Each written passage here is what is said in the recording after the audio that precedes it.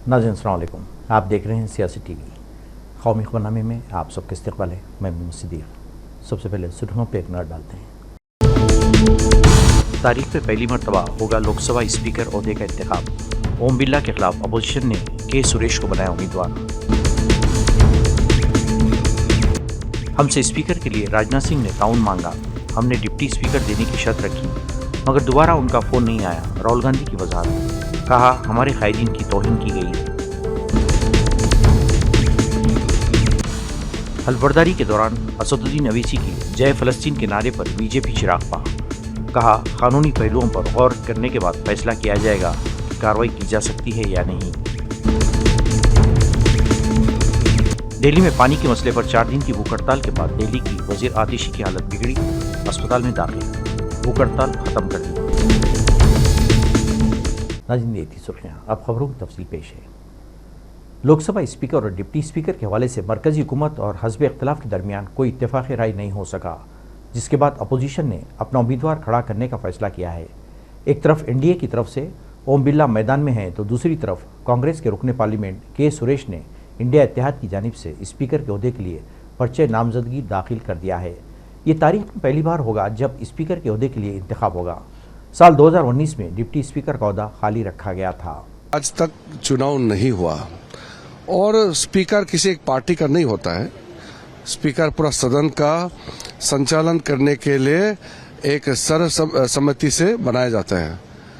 Congress party ने अगर speaker पद को चुनौती देने के लिए नामांकन पत्र बढ़ाया है तो ये अफसोस की बात है, क्योंकि आज तक स्पीकर पद को लेकर के चुनाव नहीं हुआ है।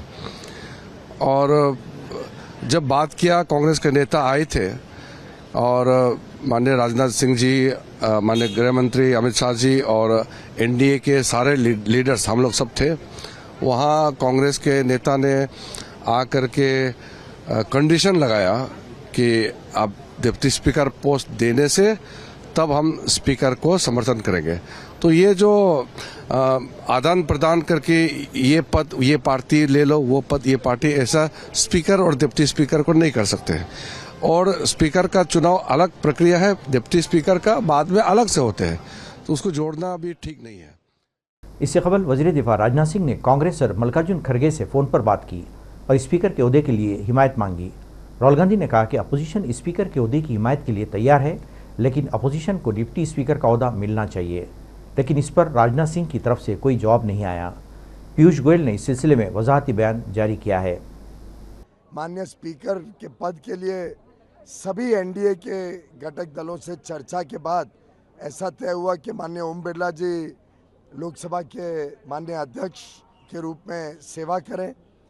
और सुबह भी माननीय खड़गे जी से माननीय राजनाथ सिंह जी ने चर्चा करनी चाहिए, पर वो किधर व्यस्त थे, तो उन्होंने कहा कि वेणुगोपाल जी आपको बात करेंगे।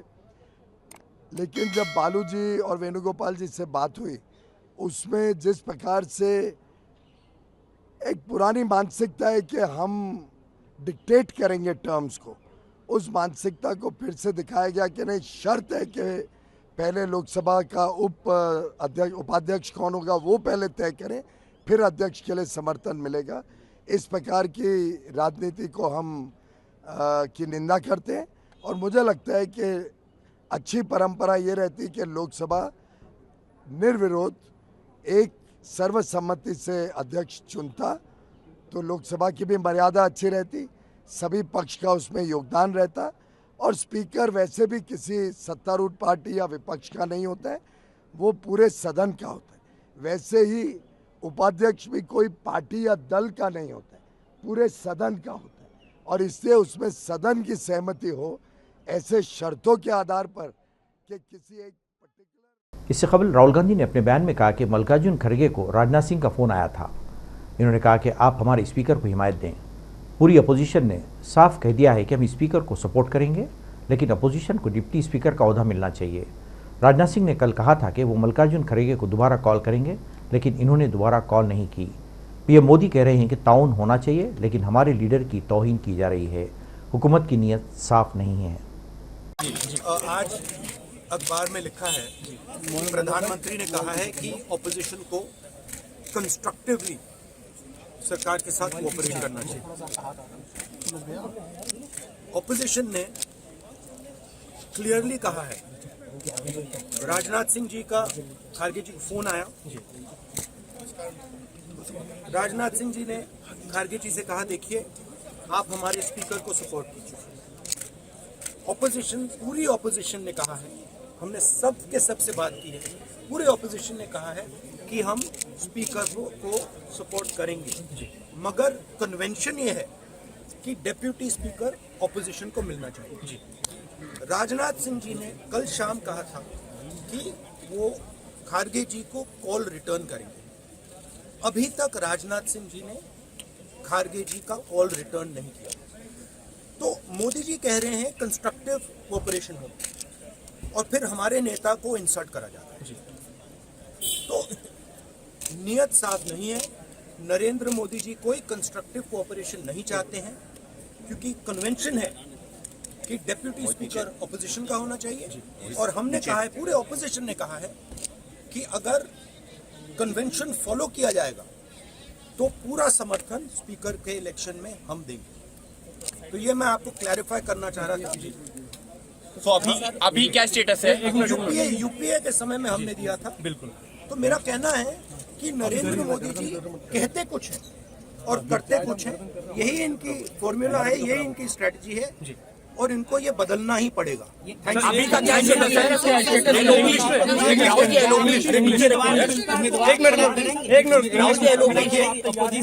इशू क्या है कि पूरा देश जानता है कि प्रधानमंत्री के शब्दों का कोई मतलब नहीं। प्रधानमंत्री कहते हैं कोऑपरेशन होनी चाहिए, सबको मिलकर काम करना चाहिए, बाहर वो कहते हैं और अंदर कुछ और करते हैं। और हमारे लीडर को कहा गया कि कॉल रिटर्न होगा, अभी तक कॉल रिटर्न नहीं हुआ है। तो आप लोग सपोर्ट करेंगे नहीं? राहुल जी सपोर्ट करेंगे नहीं? राहुल गांधी ने आज बहैसियत रुकने पार्लिमान ओहदे और राजदारी का हल्फ लिया। राहुल गांधी अपना नाम पुकारे जाने के बाद आइन की किताब लेकर माइक पर पहुंचे। उनकी हल्फबर्दारी के दौरान जबरदस्त नारेबाजी की गई। राहुल गांधी ने अंग्रेजी में हल्फ लिया। श्री राहुल गांधी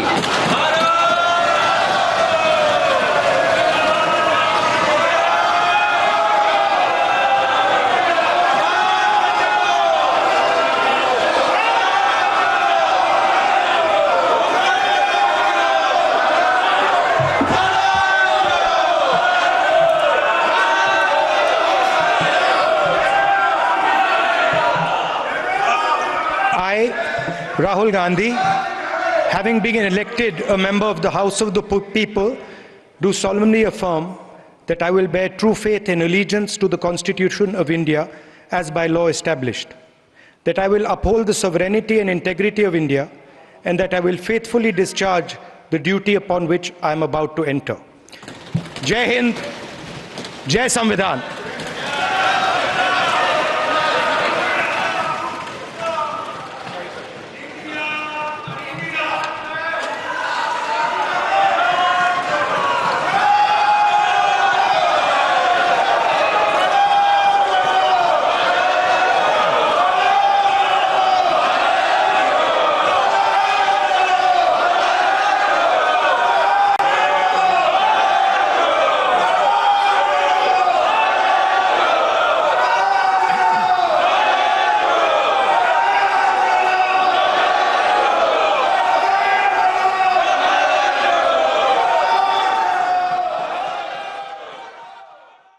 हैदराबाद के रुकने पार्लिमान असदुद्दीन अवैसी ने भी आज बहैसियत रुकने पार्लिमान ओहदे राजदारी का हल्फ उठाया। इन्होंने अल्लाह के नाम पर उर्दू में हल्फ लिया। आखिर में इन्होंने तकबीर के साथ साथ जय भीम, जय मीम, जय तेलंगाना और जय फ़लस्तीन के नारे भी बुलंद किए। नहमदुहु व नुसल्ली अला रसूलिल करीम, अम्मा बाद, फ़ाऊज़ु बिल्लाहि मिनश शैतानिर रजीम, बिस्मिल्लाहिर रहमानिर रहीम। मैं असदुद्दीन अवैसी, जिसे लोकसभा का रुकन मंतखब किया गया है, अल्लाह के नाम से हल्फ उठाता हूँ कि मैं भारत की आइन पर जो क़ानून के मुजब तय पाया है एतक़ाद रखूँगा, उसका वफ़ादार रहूँगा। मैं भारत के इक़्तिदार आला और सालिमियत को बरकरार रखूँगा और जिस ओहदे को मैं संभालने वाला हूँ इसके फ़राइज़ और वफ़ादारी से अंजाम दूँगा। जय भीम, जय मीम, जय तेलंगाना, जय फ़लस्तीन, तकबीर, अल्लाहु अकबर।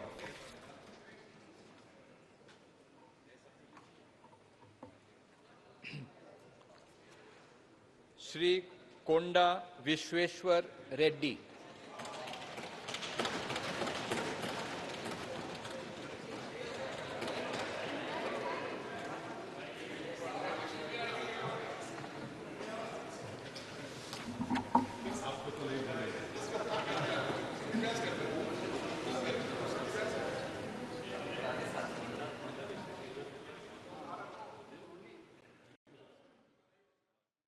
असदुद्दीन अवैसी की जानिब से पार्लियामेंट में रुकनीत का हल्फ लेने के दौरान जय फ़लस्तीन के नारे पर बीजेपी के कायदी ने कड़ी तनकीद की।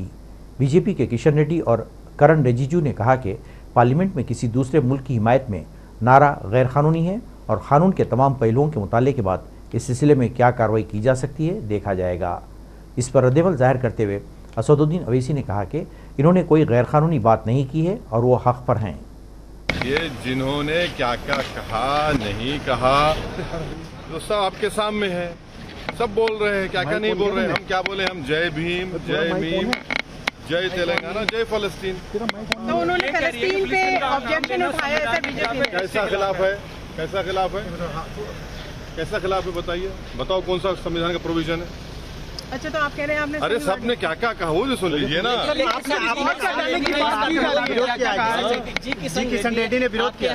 वो करते हैं, उनको कानून का रिकॉर्ड से हटाना चाहिए, इसको रिकॉर्ड से हटाना। छोड़िए ना, हम बोलने का बोल दिए, अब क्या है। आपने जो शब्द कहे थे उसको लेकर के वो लोग आपत्ति जब्त करा रहे हैं कि जय। अब हम उनकी खुश करने के लिए क्यों बोलेंगे, आपने सुना नहीं अभी क्या क्या। लेकिन आपका ये बोलने के पीछे का उद्देश्य क्या था? उद्देश्य क्या है, मजलूम अवाम है। महात्मा गांधी ने फ़लस्तीन के बारे में क्या कहा था वो पढ़ लीजिए।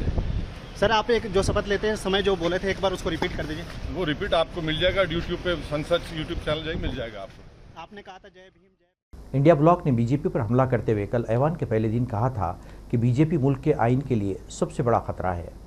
आज जवाबी हमला करते हुए वज़ीर-ए-आज़म मोदी ने कहा कि इमरजेंसी नाफिज करने वालों को आइन से मोहब्बत का दावा करने का कोई हक नहीं पहुँचता। सोशल मीडिया पर एक पोस्ट लगाते हुए मोदी ने कहा कि 1975 में इस वक्त की वज़ीर-ए-आज़म इंदिरा गांधी की जानिब से लगाई गई इमरजेंसी को मुल्क फरामोश नहीं करेगा।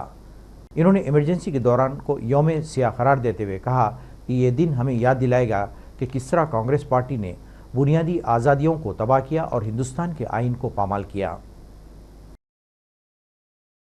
दिल्ली की वज़ीर आबी वसाइल आतिशी की सेहत पीर की रात देर गए बिगड़ गई, जिसकी वजह से उन्हें फौरी तौर पर अस्पताल में दाखिल किया गया। आतिशी अपने मुतालिबात को लेकर जुम्मे से पानी सत्याग्रह के तहत गैर मुअय्यना मुद्दत की भूख हड़ताल पर बैठी हुई है। आम आदमी पार्टी ने कहा कि उनका ब्लड शुगर लेवल आधी रात को 43 तक गिर गया था और सुबह 3 बजे तक ये गिरकर 36 ही रह गया है। हालत रात में बहुत बिगड़ गई। पहले उनका ब्लड शुगर का लेवल 43 आया, फिर उसको चेक किया गया तो 36 आया और उसके बाद डॉक्टरों ने कहा कि इनका जीवन जा सकता है, बहुत गंभीर स्थिति है, इनको हॉस्पिटल में एडमिट कराना पड़ेगा। फिर रात में ही हम लोग उनको हॉस्पिटल लेके आ गए, एडमिट कराया है। वो LNJP के ICU में एडमिट हैं और जहाँ पे डॉक्टर उनका इलाज कर रहे हैं और मैं ईश्वर से प्रार्थना करता हूँ जल्दी आतिशी जी स्वस्थ हों। उन्होंने बहुत बड़ी लड़ाई लड़ी, 5 दिन तक अनशन पर रहीं और मुझे पूरी उम्मीद है कि जल्दी वो स्वस्थ होंगी। अब उस पर विराम लगा है, लेकिन आंदोलन के जो दूसरे तरीके हैं, मैं प्रधानमंत्री जी को भी चिट्ठी लिख रहा हूँ। और तिहाड़ जेल में बंद दिल्ली के वज़ीर आला अरविंद केजरीवाल को दिल्ली हाईकोर्ट से बड़ा झटका लगा है। हाईकोर्ट ने दिल्ली शराब पॉलिसी मामले में केजरीवाल को निचली अदालत के जरिए दी गई जमानत पर लगाई गई अपनी रोक बरकरार रखी है। केजरीवाल को हाल ही में राउस एवेन्यू कोर्ट ने जमानत दी थी, जिसे ईडी ने हाईकोर्ट में चैलेंज किया था। दिल्ली हाईकोर्ट ने ईडी की दरख्वास्त पर समाअत के बाद अपना फैसला महफूज कर लिया था, जो उसने आज सुनाया। विकीलीक्स के बानी जूलियन असांज को बरतानवी जेल से रिहा कर दिया गया है। वो पीर को बेलमारिश जेल से तकरीबन 5 साल के बाद रिहा हुए और ऑस्ट्रेलिया में अपने घर के लिए रवाना हो गए।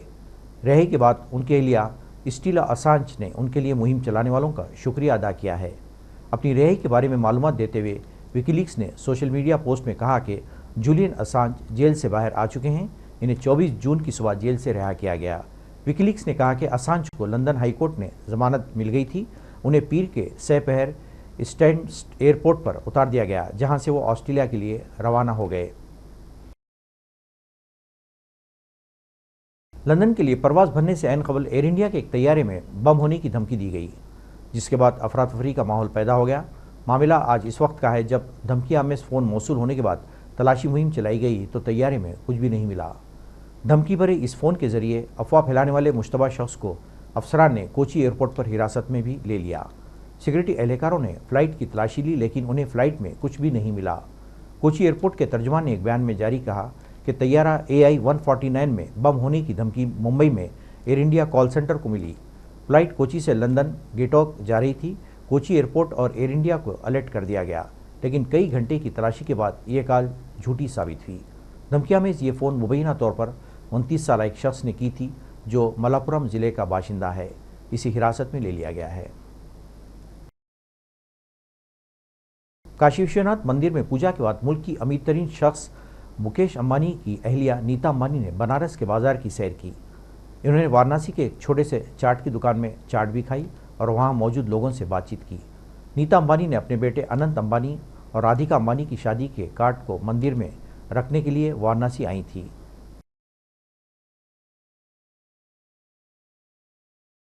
इमरजेंसी पर वज़ीर-ए-आज़म के बयान को फौरी बाद मीडिया से बात करते हुए फिल्म अदाकारा से रुकने पार्लिमान बनने वाली कंगना रनौत ने कहा कि इमरजेंसी पर उनकी फिल्म 6 सितंबर को रिलीज़ होने वाली है। उनका कहना है कि इस फिल्म के लिए इन्होंने अपना घर और अपने जेवरात गिरवी रख दिए थे। इन्होंने कहा कि इस फिल्म में बताया गया है कि कैसे इंदिरा गांधी के इस फैसले में आइन की धज्जियां उड़ाई गईं। याद रहे कि कंगना रनौत इस फिल्म में इंदिरा गांधी का किरदार निभा रही हैं और जो है चिल्ला रहे हैं, नौटंकी कर रहे हैं। इनकी जो है काली करतूतें हैं जो 6 सितंबर को खुलेगी और ये सब जानते हैं कि इस फिल्म को, ये फिल्म ना बने उसके लिए मुझे कितनी ज़्यादा जो है यातनाएं और कितनी ज़्यादा मुश्किलों का सामना करना पड़ा। मेरी फिल्म रुकवा दी गई, मेरे फंड्स, मैंने अपना घर गिरवी रखकर, अपनी ज्वेलरी गिरवी रखकर जो ये फिल्म बनाई है 6 सितंबर को आएगी। और ये फिल्म, जैसे कि मैंने बताया, ये फिल्म जहाँ जहाँ जो इन लोगों ने, खुद राजीव गांधी ने जो बुक लॉन्च की है और जो पूरा मुझे जो है ऑथेंटिक मटेरियल इनकी फैमिली से जो मिला है उस पर मैंने ये किताब बनाई है और इसे ये लोग रिफ्यूट भी नहीं कर सकते हैं, डिस्प्यूट भी नहीं कर सकते हैं। इसीलिए 6 सितंबर को इमरजेंसी जो रिलीज हो रही है, इनकी सारे। नाज़रीन, आखिर में सुर्खियों पे कौन तारीख पे पहली मरतबा होगा लोकसभा स्पीकर ओहदे का इंतखाब। ओम बिरला के खिलाफ अपोजिशन ने के सुरेश को बनाया उम्मीदवार। हमसे स्पीकर के लिए राजनाथ सिंह ने ताउन मांगा, हमने डिप्टी स्पीकर देने की शर्त रखी, मगर दोबारा उनका फ़ोन नहीं आया। राहुल गांधी की वजाहत, कहा हमारे कायदीन की तौहीन की गई है। हल्फबर्दारी के दौरान असदुद्दीन अवीसी की जय फ़लस्तीन के नारे पर बीजेपी चिराग पा, कहा कानूनी पहलुओं पर गौर करने के बाद फैसला किया जाएगा कि कार्रवाई की जा सकती है या नहीं। दिल्ली में पानी के मसले पर 4 दिन की भूख हड़ताल के बाद दिल्ली की वजीर आतिशी की हालत बिगड़ी, अस्पताल में दाखिल, भूख हड़ताल खत्म कर दी। नाज़रीन, इसके साथ ही कौमी खबरनामा खत्म होता है। मुझे और सारी सियासत की टीम को इजाज़त दें। अल्लाह हाफ़िज़।